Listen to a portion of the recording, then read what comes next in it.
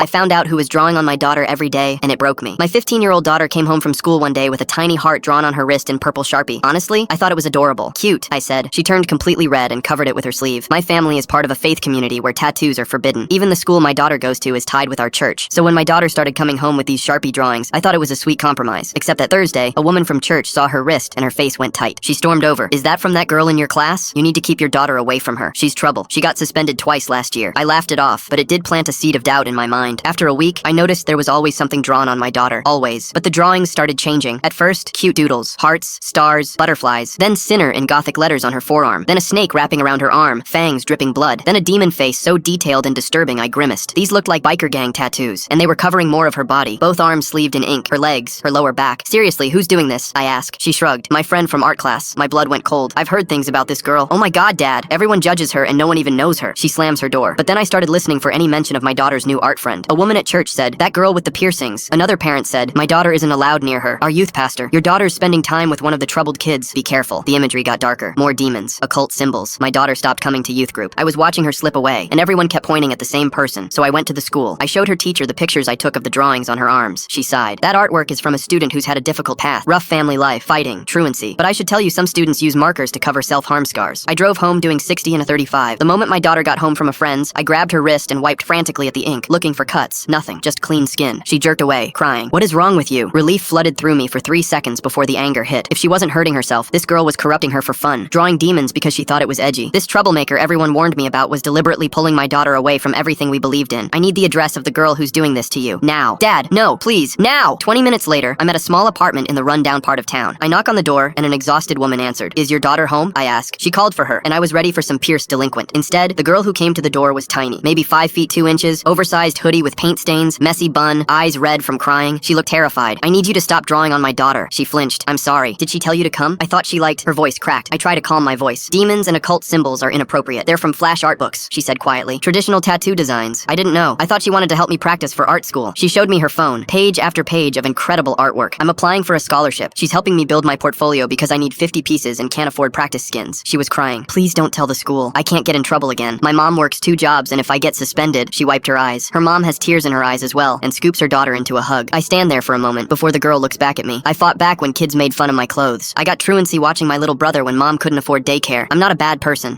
I really, really like your daughter. She's the only person who's ever treated me like I'm worth something. I shouldn't have asked her out. I'm sorry. Everything clicked. I told my daughter I was sorry, and she could see her friend as much as she'd like, even if it was more than that. She texted her that night. They've been dating 3 weeks. The woman from church asked if my daughter's still with that troubled girl. I smiled. Yeah, my daughter's lucky to have her. Sometimes the real corruption is believing what everyone else tells you to think.